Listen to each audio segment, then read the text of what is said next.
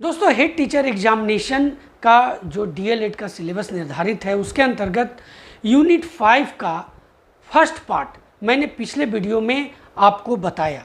उसके अंतर्गत MCQ details मैंने आपके बीच में रखा। दोस्तों इसे नाम मैंने मैराथन क्लास दिया था क्योंकि ये वीडियो बड़ा था और इसमें 60 क्वेश्चंस का एमसीक्यू डिटेल के साथ था। आज इस सेकंड पार्ट में यानी यूनिट 5 के सेकंड पार्ट में जिस टॉपिक को मैं आपके बीच में बताने जा रहा हूँ वो जो शेष बचे टॉपिक हैं यूनिट 5 का टॉपिक नंबर 6 to 9 उसे मैं आज आपके बीच में एमसीक्यू बिग डिटेल्स के साथ लेकर के आया हूँ। दोस्तों ये भी थोड़ा सा वीडियो तो बड़ा होगा, लेकिन दोस्तों अगर इन दोनों पार्ट्स को आप देख लेते हैं तो यूनिट 5 का कंप्लीट जानकारी आपको हो जाएगी। दोस्तों अगर आपने यूनिट 5 का फर्स्ट पार्ट का वीडियो नहीं देखा है तो उसका लिंक मेरे डिस्क्रिप्शन बॉक्स में है, जहां से जा कर के आप इसे आसानी से देख सकते हैं। तो जैसा कि आप स्क्रीन पर देख रहे हैं हेड टीचर एग्जामिनेशन 2022 के अंतर्गत जो डीएलएड सिलेबस है उसके यूनिट 5 जो है उसमें आज हम लोग पार्ट 2 में जो अध्ययन करने जा रहे हैं, जिसके बारे में हम लोग पढ़ने जा रहे हैं दोस्तों, वह है टॉपिक नंबर 6 to 9। अब 6 to 9 कौन कौन टॉपिक है तो देखिए 6 में है पाठ्य सहगामी व सशैक्षिक क्रियाएं। जो टॉपिक 7 है वो है विद्यालय में आकलन एवं मूल्यांकन की व्यवस्था। टॉपिक 8 है शिक्षक वृत्तिक विकास।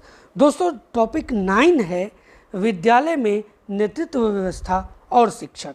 दोस्तों ये पूरा जो आप वीडियो देखने जा रहे हैं वो एमसीक्यू के रूप में है और डिटेल के साथ, जहाँ पर भी डिटेल की ज़रूरत हुई है वहाँ पर मैं आपको डिटेल बताना जरूरी समझा हूँ, वो मैं आपको बताऊँगा। यहाँ पर क्वेश्चन नंबर 1 है कि पाठ्य सहगामी क्रियाओं का अर्थ, यानी पाठ्य सहगामी क्रिया क्या होती है, किसे कहते हैं। ऑप्शन वाइज देखते हैं। ऑप्शन ए है कि पाठ्य सहगामी क्रियाओं से आशय उन क्रियाओं से है जो पाठ्यक्रम के साथ साथ विद्यालय में कराई जाती है, तो ये बिल्कुल सही है। वह क्रिया जो विद्यालय के बाहर कराई जाती है ये नहीं होगा। वह क्रिया जो विद्यालय के पूरक होती है ये भी नहीं होगा। पाठ से अलग कराई जाने वाली क्रिया तो ये भी नहीं होगा। अब देखिए वह क्रिया जो विद्यालय के बाहर कराई जाती है तो वही क्रियाएँ इसके अंतर्गत आएंगी जो पाठ्यक्रम के साथ साथ चलेंगी। लेकिन ऐसे अगर सीधे सीधे कहा जाए कि वह क्रिया जो विद्यालय के बाहर कराई जाती है तो ये सही नहीं होगा। इसका सही जवाब ऑप्शन नंबर ए होगा। अब देखिए बात करते हैं कि पाठ्य सहगामी क्रियाओं का अर्थ को एक बार पूरी तरह से बेहतर तरीके से देखते हैं। तो पाठ्य सहगामी क्रियाओं से आशय उन क्रियाओं से है जो पाठ्यक्रम के साथ साथ विद्यालय में कराई जाती है। इन क्रियाओं का दोस्तों इन क्रियाओं का उतना ही महत्व है जितना कि क्लास में पढ़ाई जाने वाली पाठ्य वस्तु। इन क्रियाओं को ही पाठ्य सहगामी क्रियाएं कहा जाता है। तो ये आपको याद रखना है। अगर इससे रिलेटेड किसी तरह का क्वेश्चन आए तो बिल्कुल आपके लिए आसान साबित होगा। चलिए क्वेश्चन नंबर 2 क्या है देखते हैं। देखिए क्वेश्चन 2 है दोस्तों कि पाठ्य सहगामी क्रियाओं का महत्व है छात्रों में निहित प्रतिभाओं की खोज एवं विकास। ऑप्शन नंबर ए क्या है, छात्रों में निहित प्रतिभाओं की खोज एवं विकास, तो ये सही है। अतिरिक्त शक्तियों का समुचित उपयोग, ये भी सही है। शैक्षिक दृष्टि से एवं सामाजिक दृष्टि से महत्व, तो ये भी सही है। विशेष रुचियों का विकास, तो ये भी सही है। यानी यहाँ जो सही ऑप्शन है वो ऑप्शन नंबर ई, उपयुक्त में से एक से अधिक।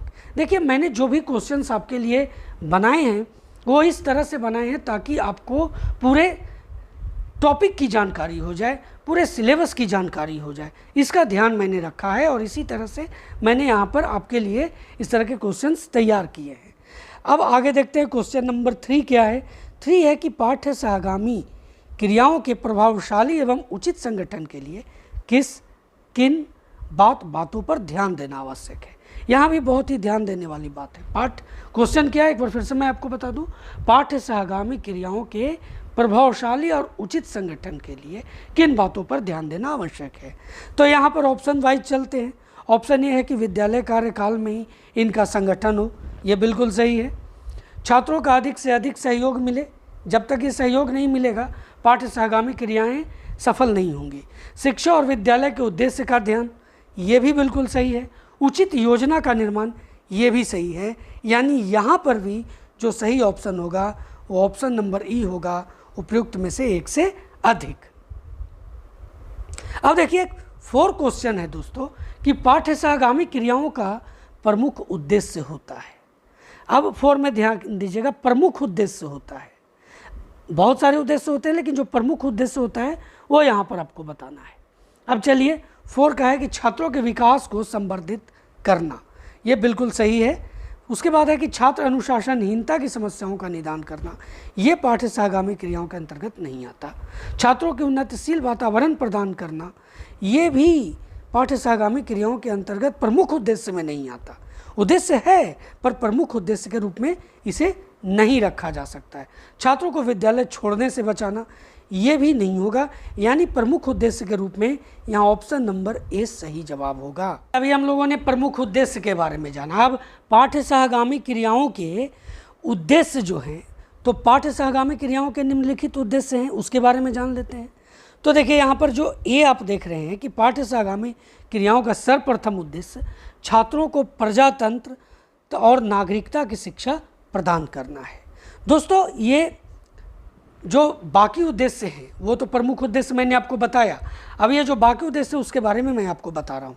उसके बाद है कि छात्रों का सर्वतोन्मुखी विकास, उसके बाद छात्रों को स्वशासन की शिक्षा प्रदान करना बहुत ज़रूरी है। हमारा देश जो है वो एक लोकतांत्रिक देश है और इसमें छात्रों की स्वशासन की शिक्षा प्रदान करना अहम है। तो समाज और विद्यालय के महज आपसी संबंधों को सुदृढ़ करना, क्योंकि जब तक समाज और विद्यालय का संबंध सुदृढ़ नहीं होगा तो किसी प्रकार की क्रिया भी सुचारू रूप से आगे नहीं बढ़ेगी। अब देखिए यहाँ पर है कि छात्रों की रुचियों का सही मार्गदर्शन करना, क्योंकि जब तक छात्रों की रुचियों का ध्यान नहीं रखा जाएगा तब तक पाठ्य सहगामी क्रियाएं सफल नहीं होंगी। तो ये थे उद्देश्य किसका? पाठ्य सहगामी क्रियाओं का। दोस्तों अब क्वेश्चन नंबर 5 है कि किसी विद्यालय में चलने वाली पाठ्य सहगामी क्रियाओं की सर्वश्रेष्ठता का निर्णय लिया जाता है। बहुत ही महत्वपूर्ण है। क्या? किसी विद्यालय में चलने वाली पाठ्य सहगामी क्रियाओं की सर्वश्रेष्ठता का निर्णय लिया जाता है। तो इसका जो सही जवाब है वो ऑप्शन नंबर डी है दोस्तों। समस्त छात्रों की रुचियों की संतुष्टि की सीमा के आधार पर ही विद्यालय में चलने वाली पाठ्य सहगामी क्रियाओं की सर्वश्रेष्ठता का निर्णय लिया जाता है। अब बाकी जो आप देख रहे हैं कि छात्र सहभागिता के द्वारा जरूरी है, शिक्षक सहभागिता की सीमा के द्वारा, छात्र द्वारा प्रदर्शित विभिन्न रुचियों के आधार पर, ये सब मैंने अभी आपको बताया। लेकिन क्या है कि सर्वश्रेष्ठता का निर्णय कब लिया जाएगा, ये तो इसके अंग हैं, पाठ्य सहगामी क्रियाओं के ये अंग हैं। लेकिन सर्वश्रेष्ठता का निर्णय कब लिया जाएगा? जब समस्त छात्रों के रुचियों की संतुष्टि की सीमा निर्धारित हो। उसी के आधार पर यहाँ पर विद्यालय में चलने वाली पाठ्य सहगामी क्रियाओं की सर्वश्रेष्ठता का निर्णय लिया जाता है। अब आगे बढ़ते हैं। क्वेश्चन नंबर 6 है कि पाठ्य सहगामी क्रियाओं की अवधारणा को कितने भागों में बांटा जा सकता है। अब देखिए कितने भागों में अवधारणा को बांटा जा सकता है, तो यहाँ पर ऑप्शन ए सही होगा। 2 भागों में बांटा जा सकता है। ये 2 भाग कौन है ये देख लेते हैं। देखिए पाठ्य सहगामी क्रियाओं की अवधारणा के 2 भागों में जो बांटा जा सकता है वो 2 भाग है दोस्तों, प्राचीन अवधारणा और आधुनिक अवधारणा। अब प्राचीन अवधारणा क्या है ये देखते हैं। देखिए पाठ्य सहगामी क्रियाओं को भिन्न भिन्न नामों से पुकारा जाता है, जैसे पाठ्येतर प्रवृत्तियाँ, कक्षेतर प्रवृत्तियाँ तथा पाठ्य सहगामी क्रियाएँ। तो कुछ समय पूर्व विद्यालय से तात्पर्य केवल पढ़ना लिखना था। उस समय की शिक्षा अत्यंत संकुचित और व्यवहारिक थी दोस्तों। संगीत, नाटक, भ्रमण, स्काउटिंग, वाद विवाद, खेलकूद जैसी क्रियाओं को अशैक्षिक क्रियाएं माना जाता था। मतलब इसमें शिक्षा से कोई लेना देना नहीं है, ये प्राचीन अवधारणा था। लेकिन आधुनिक अवधारणा बदल गई। अब इसमें क्या कहा जाता है?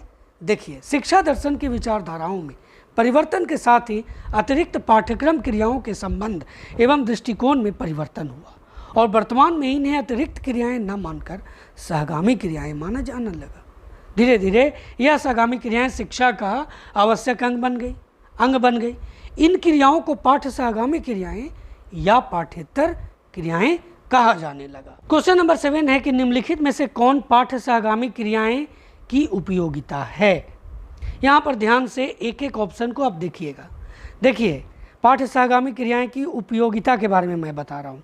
यहाँ पर ऑप्शन ए देखते हैं, इनसे छात्रों में नागरिक गुणों के विकास हेतु अवसर प्रदान किए जाते हैं, तो ये बिल्कुल सही है। बी है कि छात्रों को नवीन प्रकार की अभिरुचियों के विकास के लिए अवसर मिलते हैं, तो ये भी सही है। किसी भी गतिविधि के दौरान विद्यार्थियों में आपस में सामाजिक अंतःक्रिया होती है, जिनसे उन्हें आपस में बहुत कुछ सीखने के अवसर प्राप्त होते हैं, तो ऑप्शन नंबर सी भी सही है। अब देखते हैं डी क्या है, तो डी है कि उनमें पारस्परिक सहभागिता का विकास होता है, तो ये भी उपयोगिता के अंतर्गत आ जाएगा। यानी ए बी सी डी सभी होंगे, यानी सही जवाब ऑप्शन नंबर ई होगा, उपयुक्त में से एक से अधिक। अब देखिए सहशैक्षिक क्या होता है, इसके बारे में जान लेते हैं, बहुत ज़रूरी है सहशैक्षिक क्या होता है।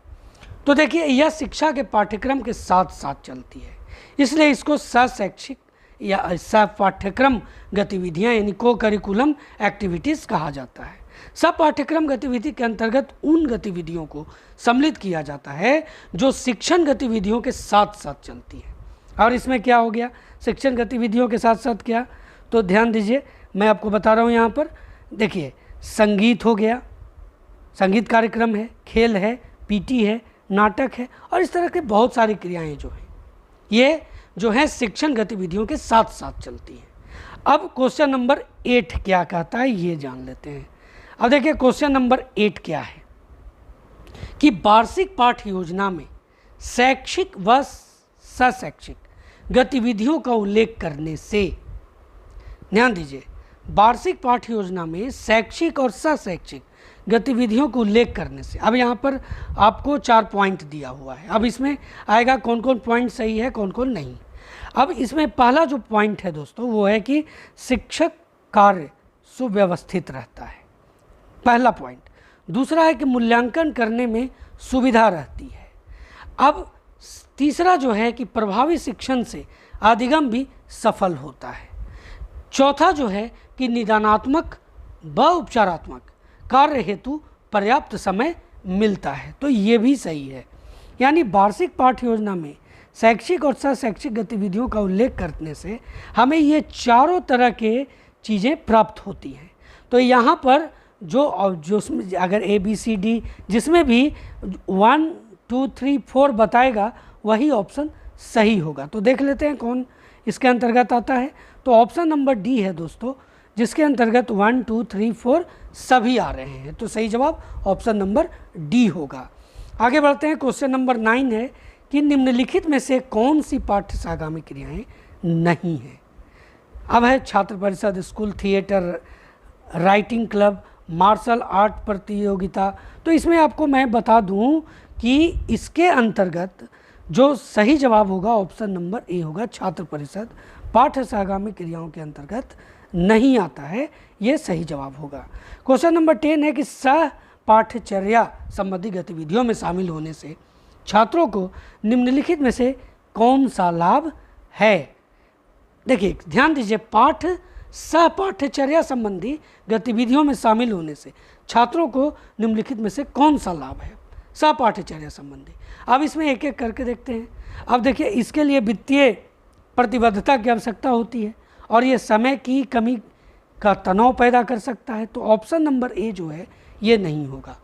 यह समय प्रबंधन और संगठन सिखाता है और आत्मविश्वास में सुधार करने में मदद करता है, ऑप्शन नंबर बी सही है। आगे बढ़ते हैं कि माता पिता को अक्सर शामिल होने की आवश्यकता होती है और सभी पक्ष अक्सर अत्यधिक थक जाते हैं, तो ये भी गलत है। ऑप्शन डी है कि छात्र अपनी भागीदारी के लिए अतिरिक्त क्रेडिट अर्जित करते हैं और उन्हें स्कूल में बेहतर ग्रेड की गारंटी दी जाती है, तो ऐसा नहीं है। ऑप्शन नंबर डी भी गलत है। जो सही जवाब है वो ऑप्शन नंबर बी है दोस्तों। यह समय प्रबंधन और संगठन सिखाता है और आत्मविश्वास में सुधार करने में मदद करता है।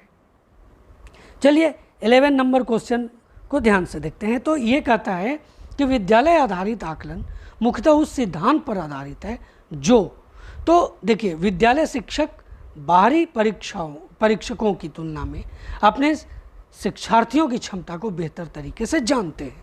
तो उस सिद्धांत पर आधारित है विद्यालय आधारित आकलन। तो इसके अंतर्गत जो सही जवाब आ रहा है वो है ऑप्शन नंबर ए सही जवाब होगा।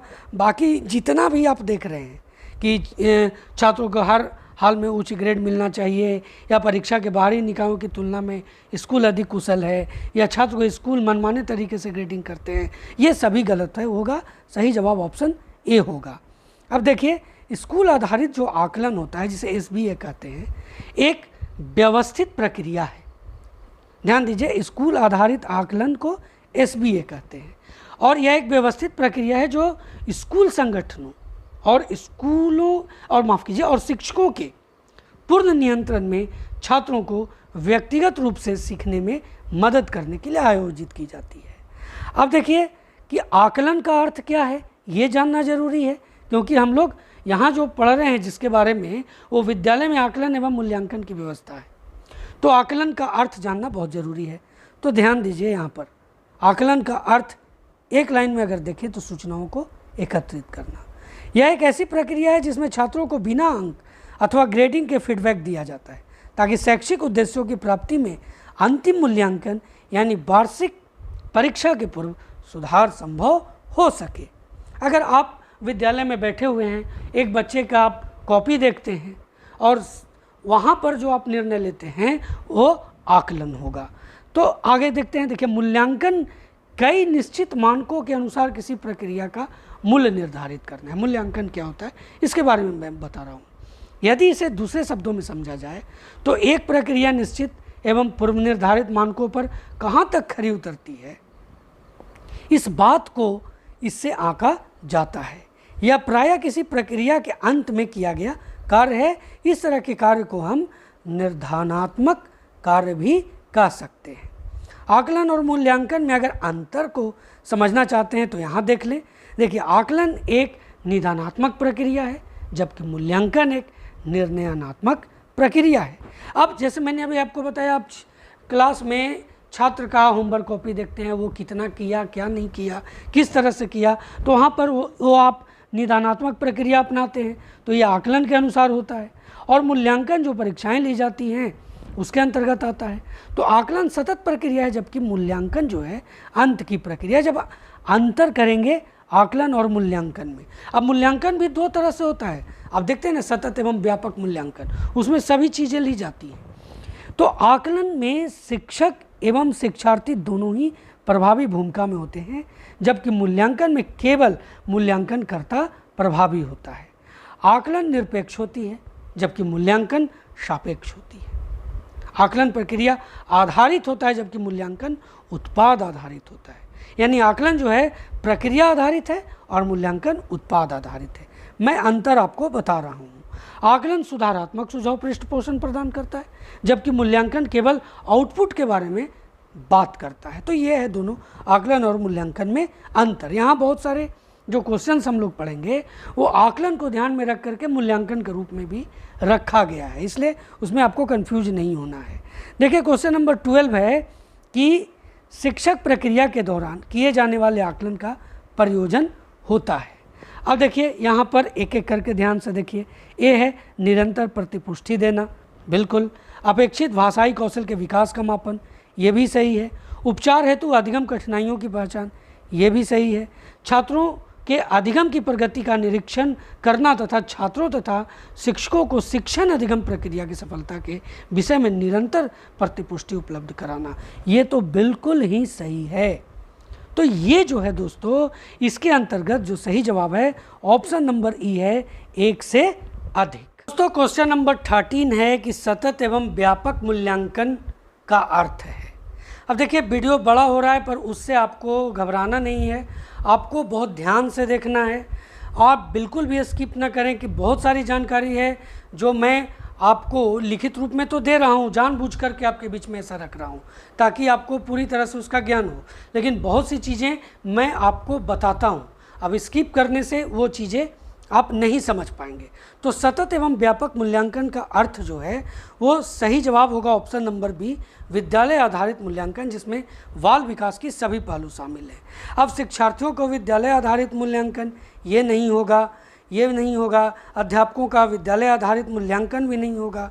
विद्यालय आधारित मूल्यांकन जिसमें अध्यापक और बालक के विकास के सभी पहलू शामिल हैं, तो ये भी नहीं होगा। इसके अंतर्गत आपको जो सही जवाब होगा कि शिक्षार्थियों का विद्यालय आधारित मूल्यांकन, ये है सतत एवं व्यापक मूल्यांकन। 14 है, आप किसी विद्यालय में विज्ञान शिक्षक के पद पर कार्यरत हैं। आप कक्षा 8 के छात्रों के आकलन के लिए किसका सहारा लेना चाहेंगे? अब देखिए यहाँ पर बोर्ड परीक्षा, निबंधात्मक परीक्षा, वस्तुनिष्ठ परीक्षा, ग्रेडिंग व्यवस्था। तो सही जवाब ऑप्शन नंबर डी है, ग्रेडिंग व्यवस्था। ये तीनों नहीं होगा। क्वेश्चन नंबर 15 है कि शिक्षण में गुणात्मक व्यवहार परिवर्तनों के मूल्यांकन हेतु उपयुक्त तकनीक नहीं है। रेटिंग स्केल, ग्रेडिंग स्केल, निबंधात्मक परीक्षा, रूपात्मक परीक्षा। सही जवाब होगा ऑप्शन नंबर सी, यानी कि निबंधात्मक परीक्षा जो है वो शिक्षण में गुणात्मक व्यवहार परिवर्तन के मूल्यांकन हेतु तकनीक नहीं है। चलिए आगे बढ़ते हैं। क्वेश्चन नंबर 16 है कि एक विज्ञान शिक्षक के दृष्टिकोण से किस स्तर पर औपचारिक मूल्यांकन नहीं होना चाहिए? प्राथमिक स्तर, उच्च प्राथमिक स्तर, माध्यमिक स्तर, उच्च माध्यमिक स्तर। तो 16 का जो सही जवाब है वो ऑप्शन नंबर ए है, प्राथमिक स्तर। बाकी स्तरों पर जो है वो औपचारिक मूल्यांकन होना चाहिए, लेकिन प्राथमिक स्तर पर विज्ञान शिक्षक के दृष्टिकोण से एक औपचारिक मूल्यांकन नहीं होना चाहिए। 17 है कि सतत एवं व्यापक मूल्यांकन के अंतर्गत वाक्यांश व्यापक मूल्यांकन इंगित क्या करता है, यानी व्यापक मूल्यांकन का अर्थ क्या होता है? तो 17 में देखते हैं हम लोग कि समस्त पाठ्यक्रम का मूल्यांकन ये नहीं होगा। संज्ञानात्मक क्षेत्र, भावात्मक क्षेत्र एवं मनोगत्यात्मक क्षेत्र का मूल्यांकन, ये सही जवाब है। सभी विषयों का मूल्यांकन ये नहीं चलेगा। यहाँ पर संज्ञानात्मक क्षेत्र का मूल्यांकन सिर्फ संज्ञानात्मक का नहीं बल्कि भावात्मक और मनोगत्यात्मक, यानी ऑप्शन नंबर बी सही जवाब है। क्वेश्चन नंबर 18 है कि आकलन शिक्षण अधिगम प्रक्रिया का अभिन्न अंग माना जाता है, क्योंकि? अब देखिए ऑप्शन ए क्या है कि आकलन से अध्यापक बच्चों की अधिगम को समझता है, निश्चित समझता है, और उसके अपने शिक्षण की प्रतिपुष्टि भी होती है कि वो कितना बेहतर पढ़ा रहा है, कितना और बेहतर पढ़ाने की ज़रूरत है। तो ऑप्शन नंबर ए सही जवाब है। आकलन ही एकमात्र तरीका है जो आश्वस्त करता है कि शिक्षकों ने पढ़ाया और बच्चों ने सीखा। अब यहाँ पर बी जो है दोस्तों ये सही जवाब नहीं है। अब देखिए सी है कि आज के समय में केवल अंक ही शिक्षा में महत्वपूर्ण है, ये भी नहीं है। बच्चों को अंक दिए जाने चाहिए ताकि वे जान सके कि वे अन्य की तुलना में कहाँ पर हैं, तो ये भी गलत है। तो सही जवाब जो इसका है वो ऑप्शन नंबर ए है। आगे पढ़ते हैं 19 की तरफ।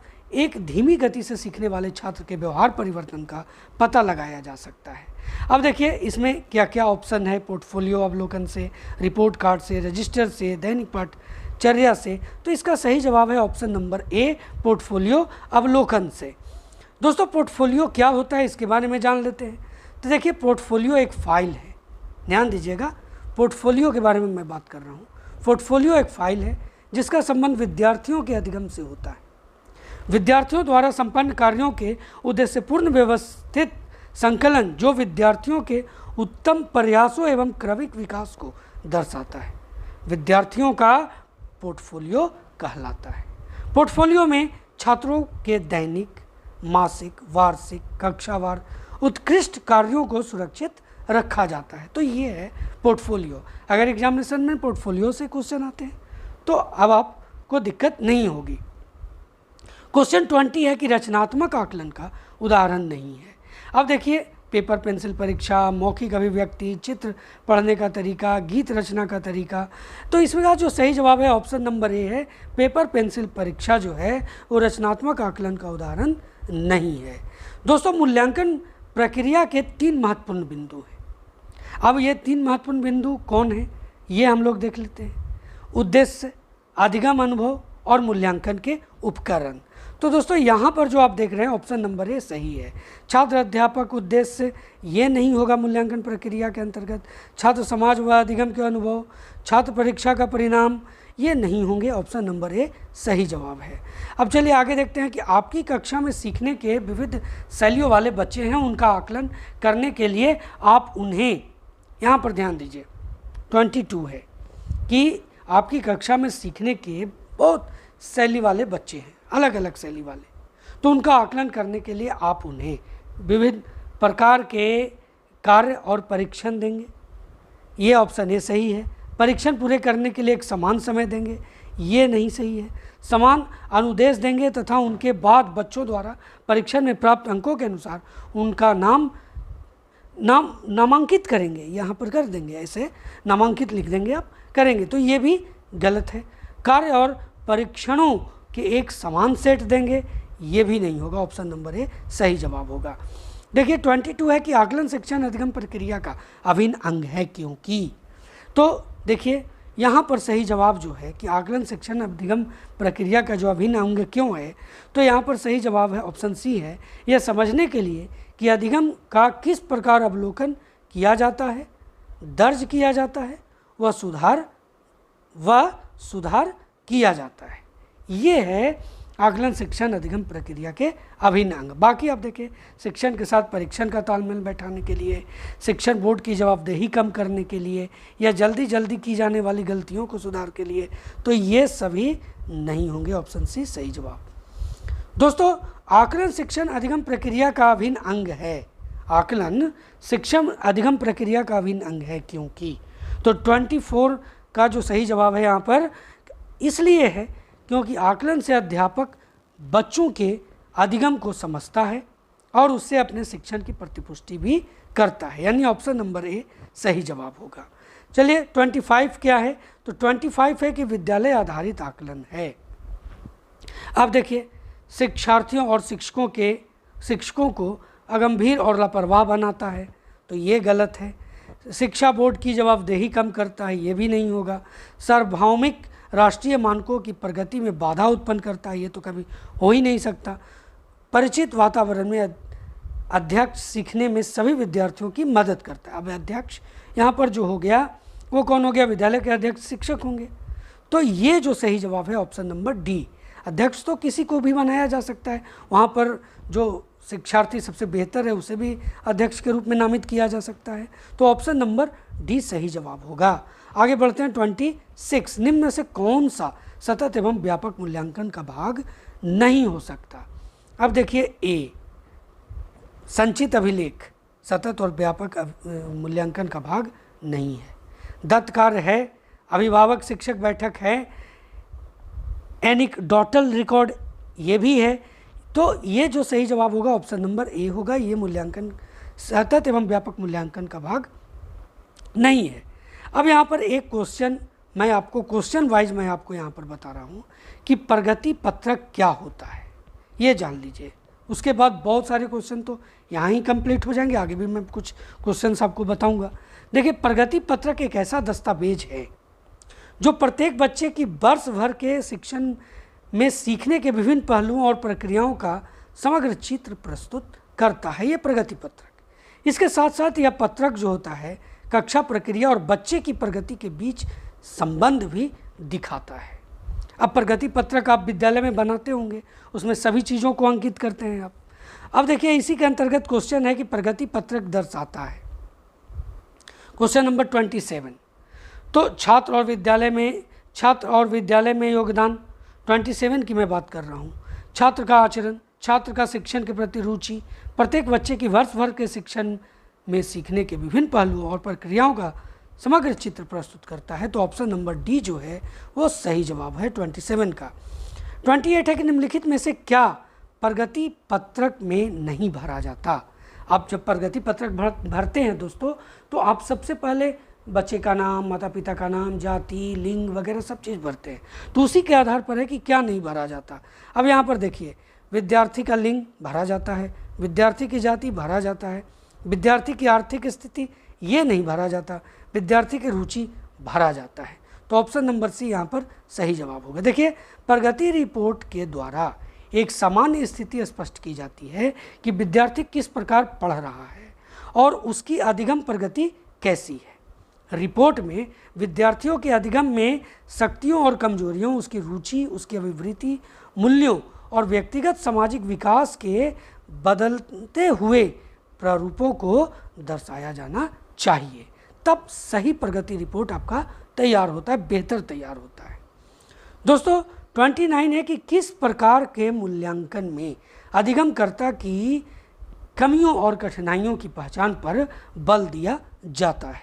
अब 29 की मैं बात कर रहा हूँ, तो 29 में एक एक करके देखते हैं। संकलनात्मक मूल्यांकन यहाँ होगा, उसके बाद है अनुवर्ती मूल्यांकन, नैदानिक मूल्यांकन, मानक संदर्भित मूल्यांकन। तो क्वेश्चन क्या है एक बार फिर से आप देख लीजिए यहाँ पर, किस प्रकार के मूल्यांकन में अधिगमकर्ता जो अधिगम कर रहा है, जो पढ़ रहा है, जो सीख रहा है, कि कमियों और कठिनाइयों की पहचान पर बल दिया जाता है। तो कहाँ? तो इसका सही जवाब है दोस्तों निदान के द्वारा, यानी नैदानिक मूल्यांकन, ये सही जवाब होगा। 30 क्वेश्चन है कि निम्नलिखित में से कौन सा कथन योगात्मक मूल्यांकन से संबंधित है? यह शिक्षक को छात्र के प्रगति के बारे में निरंतर और तत्काल प्रतिक्रिया प्रदान करता है, ये नहीं होगा। यह निर्देशात्मक सामग्री के आणविक विश्लेषण पर ध्यान केंद्रित करता है, ये भी नहीं होगा। यह शिक्षार्थी की उपलब्धि का व्यवस्थित मूल्यांकन करता है, तो दोस्तों ये भी नहीं होगा। तो क्या होगा? तो यह सत्र के अंत में शिक्षार्थियों के प्रदर्शन का आवधिक मूल्यांकन करता है, ये है योगात्मक मूल्यांकन, ऑप्शन नंबर डी 30 का। अब आगे बढ़ते हैं कि आपकी राय में प्रत्येक छात्र का प्रगति पत्र उसके अभिभावक को अवश्य देना चाहिए, क्यों देना चाहिए? अब ये बहुत ही महत्वपूर्ण सवाल है। तो छात्र के प्रति हमारी जवाबदेही समाप्त हो जाती है, ये बात गलत है। इससे छात्रों में डर बना रहता है, ये भी नहीं होना चाहिए। ट्यूशन मिलने की संभावना बढ़ जाती है कि आप ऐसा दे रहे हैं तो अभिभावक आपसे बहुत प्रभावित होंगे और आपको उसको ट्यूशन देंगे, तो ये गलत बात है। और जो डी ऑप्शन है कि अभिभावकों की छात्र की प्रगति का पता चलता है, ये यहाँ पर सही होगा, ऑप्शन नंबर डी। अब देखिए शिक्षक वृत्ति का विकास क्या है, इसको जान लेते हैं। देखिए शिक्षक वृत्ति का विकास एक व्यापक प्रक्रिया है जिसके अंतर्गत शिक्षक अपने व्यक्तित्व, पाठ्यचर्या संचालन, कक्षा प्रबंधन और विद्यालय प्रबंधन का कौशल का विकास कर पाते हैं। तो आप समझ गए शिक्षक वृत्ति का विकास क्या है। दोस्तों अब हम लोग 32 नंबर क्वेश्चन पर प्रकाश डालते हैं। देखिए क्या है कि शिक्षक ही तरुण व्यक्तियों को प्रेरित और निर्देशित कर सकता है, यह कथन किसका है? बहुत ही इंपॉर्टेंट सवाल है और इसका जो सही जवाब है वो ऑप्शन नंबर ए है, लाल बहादुर शास्त्री। लाल बहादुर शास्त्री ने उक्त बातें कही हैं कि शिक्षक ही तरुण व्यक्तियों को प्रेरित और निर्देशित कर सकता है। 33 है कि मैंने शिक्षण के पेशे में आने का निर्णय किया है, क्योंकि देखिए एक शिक्षक का ये कथन है कि मैंने शिक्षण के पेशे में आने का निर्णय किया है क्योंकि मैं अन्य व्यावसायिक पाठ्यक्रमों में प्रवेश पाने में असफल रहा हूँ, इसलिए। तो ये दोस्तों गलत जवाब है। शिक्षण कार्य एक आदर्श कार्य है। 33 की बात है, जो ऑप्शन है ऑप्शन बी है वो सही है। सी है, मैं शिक्षण कार्य में अपने परिवार की अच्छी तरह से देखभाल, शिक्षण कार्य में इतना आमदनी हो जाएगा कि देखभाल कर सकता हूँ, तो ये भी नहीं होगा। शिक्षण कार्य उच्च वेतन के साथ आरामदायक है, तो ये भी नहीं होगा, ऑप्शन नंबर बी सही जवाब है। 34 है कि अध्यापन को एक सच्चा पेशा बनाने के लिए सबसे महत्वपूर्ण कारक है। 34 का जो सही जवाब है दोस्तों ऑप्शन नंबर डी है, शिक्षकों के बीच बेहतर भावना। अगर ये जो शिक्षकों के बीच बेहतर भावना है, ये अध्यापन को एक सच्चा पेशा बनाने के लिए सबसे महत्वपूर्ण कारक है। बाकी जो आप देख रहे हैं बेहतर वेतनमान, प्रशिक्षण की लंबी अवधि, बेहतर विद्यालय भवन, तो ये सभी जो है ना ये गलत है। ऑप्शन नंबर डी इसका सही है। 35 है कि यदि कोई अभिभावक आपसे मिलने कभी नहीं आता तो आप क्या करेंगे? अब देखिए बालक को दंड देना प्रारंभ कर देंगे, तो ये तो बहुत गलत बात है। बालक पर ध्यान नहीं देंगे, ये भी गलत है। उनसे स्वयं मिलने जाएंगे, ये भी गलत है। तो सही क्या है? तो ऑप्शन नंबर डी है कि अभिभावक को लिखेंगे, उनको एक बच्चे के माध्यम से उनके पास एक लेटर भेजेंगे कि आपको उनसे मिलना क्यों आवश्यक है, क्यों ज़रूरी है। तो ये जो सही जवाब है ऑप्शन नंबर डी होगा। अब है 36 की एक अध्यापक के लिए निम्न में से सबसे कठिन काम क्या हो सकता है? अपने शिक्षण को सुधारना। 36 का जो जवाब है ऑप्शन नंबर ए में दोस्तों ये गलत है। सहायक शिक्षण सामग्री तैयार करना, ये भी नहीं। सबसे कठिन काम जो है अपनी साथी अध्यापकों से अच्छे संबंध बनाना, ये भी गलत है। तो छात्रों के असामाजिक व्यवहार को सुधारना, ये सबसे कठिन काम होता है एक अध्यापक के लिए। तो यहाँ सही जवाब जो है ऑप्शन नंबर डी है। 37 है कि शिक्षकों की क्षमताओं और ज्ञान को विकसित करने और उनसे सुधार लाने के लिए डिजाइन किए गए सेमिनार, कार्यशालाएँ, सम्मेलन, कक्षाएँ, प्रदर्शनियाँ इत्यादि किसमें शामिल हैं। तो 36 का जो सही जवाब है ऑप्शन नंबर सी है, सेवाकालीन शिक्षण परीक्षण। ये जो है इसके अंतर्गत दोस्तों सेमिनार, कार्यशालाएँ, सम्मेलन, कक्षाएँ, प्रदर्शनियाँ ये सब शामिल हैं, और बाकी जितने भी आप देख रहे हैं उसके इसके अंतर्गत नहीं आते। 38 है कि शिक्षक प्रशिक्षण का मुख्य उद्देश्य क्या होना चाहिए। तो 38 में जो ऑप्शन देखते हैं, बाल मनोविज्ञान का ज्ञान होता है, बिल्कुल सही है। विषय वस्तु के बारे में ज्ञान, शिक्षण पेशे के बारे में ज्ञान, छात्र के निजी जीवन के बारे में ज्ञान, तो ये सब नहीं होंगे। ऑप्शन नंबर ए सही जवाब। 39 है कि एक शिक्षक की पेशे में कुशलता को निम्नलिखित में से किसमें शामिल किया जा सकता है। तो इसमें एक प्रभावी अधिगम वातावरण के निर्माण को शामिल किया जा सकता है, ऑप्शन नंबर बी। पेशेवर नियम संहिता का पालन, विषय वस्तु की समझ, वेतन के लिए काम, ये सभी नहीं होगा। इसका सही जवाब ऑप्शन नंबर बी है। 39 के बाद 40 की ओर बढ़ते हैं। 40 है कि आपने अध्यापन का पेशा क्यों अपनाया। तो 40 में देखिए, क्योंकि आपकी माँ का भी यही पेशा था, क्योंकि आप अपने माता पिता के सपने को पूरा करना चाहते हैं, ये भी नहीं होगा। क्योंकि आप पैसा और शोहरत कमाना चाहते हैं, ये भी नहीं। क्योंकि आपकी इसमें रुचि है, बिना रुचि के आप एक सही अध्यापक नहीं हो सकते। 41 है दोस्तों कि पेशा वह है जो कुछ मापदंडों को पूरा करता है। निम्नलिखित में से किसे इसके लिए मानदंड कहा जा सकता है। अब देखिए, इसमें शैक्षिक रूप से संचारी तकनीक है, इसमें उच्च स्तर की निर्भरता होती है, या स्व संगठन की ओर जाता है। तो दोस्तों इसका सही जवाब जो है कि इसमें आवश्यक बौद्धिक संचालन शामिल हैं, ये नहीं है। सही जवाब है ऑप्शन नंबर डी। अब आते हैं 42 में। 42 क्या है कि शिक्षक का वृत्ति का विकास है। अब ध्यान दीजिए, वृत्ति का विकास के बारे में मैंने अभी आपको बताया भी है। तो शिक्षक अपने व्यक्तित्व का विकास करता है, सही है। पाठ्यचर्या संचालन की रणनीति तय करता है, ये भी सही है। विद्यालय तथा कक्षा प्रबंधन कौशल का विकास करता है, ये भी सही है। अपने ज्ञान का समय अनुसार नवीनीकरण करता है, ये भी सही है। यानी यहाँ पर जो सही जवाब होगा ऑप्शन नंबर ई, उपयुक्त में से एक से अधिक। 43 है कि शिक्षकों की वृत्ति का विकास की आवश्यकता है, क्योंकि अब ध्यान दीजिए क्यों आवश्यकता है। विषय ज्ञान के विस्तार हेतु, बिल्कुल।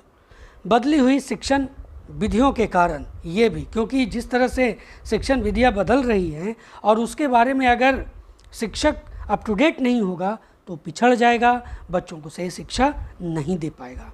मीडिया की बढ़ती हुई सहभागिता के कारण, क्योंकि आज की जो आईसीटी वगैरह है, आगे देखिए सूचना एवं संप्रेषण तकनीकी, आईसीटी के उपयोग पर विशेष ध्यान के कारण, ये सब जो कारण है दोस्तों, इसमें शिक्षक को अपडेट होना पड़ेगा। क्योंकि आज की पढ़ाई जो है वो मॉडर्न आधुनिकता की ओर बढ़ रही है, और उसको पर ध्यान रख करके ही आप अपने शिक्षण व्यवस्था को सुधार सकते हैं। तो शिक्षक की वृत्ति का विकास की जो आवश्यकता इसमें सभी हैं। ऑप्शन नंबर ई सही जवाब है, एक से अधिक। दोस्तों क्वेश्चन नंबर 44 है कि शिक्षक अपने कार्य को जीविकोपार्जन का रुचिकर साधन नहीं समझेंगे, वरन उन्हें समाज सेवा करने का एक महत्वपूर्ण मार्ग समझेंगे, साथ ही उसे आत्मसिद्धि एवं आत्म अभिव्यक्ति का उपाय समझेंगे। उक्त कथन है, यहाँ पर देखिए ऑप्शन है माध्यमिक शिक्षा आयोग 1952, कोठारी आयोग 64-66, राष्ट्रीय शिक्षा नीति 1986, शिक्षा का अधिकार अधिनियम 2009। तो इसका सही जवाब जो है वो ऑप्शन नंबर ए है, माध्यमिक शिक्षा आयोग 1952 के द्वारा ये कथन कहा गया है। 45 है कि शिक्षा में प्रौद्योगिकी का इष्टतम रूप से उपयोग न किए जाने के पीछे एक सामान्य कारण है। तो 45 का जो सही जवाब है दोस्तों वो है ऑप्शन नंबर सी, शिक्षक का व्यवहार। यानी शिक्षा में प्रौद्योगिकी का इष्टतम रूप से उपयोग न किए जाने के पीछे एक सामान्य कारण शिक्षक का व्यवहार है, ऑप्शन नंबर सी। दोस्तों 46 है कि नेता में खाली जगह की योग्यता होनी चाहिए। समूह को एक साथ लाने, दान पुण्य, आत्म उपलब्धि, आर्थिक दोहन। तो 46 का जो सही जवाब है ऑप्शन नंबर ए है, समूह को एक साथ लाने। 47 है कि प्रभावी विद्यालय प्रबंधन के सबसे प्रासंगिक संकेतक क्या हैं। 47 तो दोस्तों इसमें देखिए व्यावसायिक क्षमता, संचार, टीम का कार्य, सामुदायिक भागीदारी। तो इसमें जो सही जवाब है ऑप्शन ए नहीं होगा। ऑप्शन बी जो है व्यावसायिक क्षमता, नेतृत्व, छात्र प्रदर्शन, अभिभावक संतुष्टि, ये सही है। व्यावसायिक क्षमता, व्यक्तिगत विकास, टीम का कार्य, पारस्परिक संबंध, ये भी नहीं, ये दोनों भी नहीं होंगे। सही जवाब ऑप्शन नंबर बी होगा। क्वेश्चन नंबर 48 है दोस्तों कि स्कूल प्रबंधन प्रक्रिया में प्राथमिक विद्यालय के शिक्षकों की प्रत्यक्ष भागीदारी खाली जगह को छोड़कर निम्नलिखित है, यानी इसमें से एक नहीं है, बाकी सब है।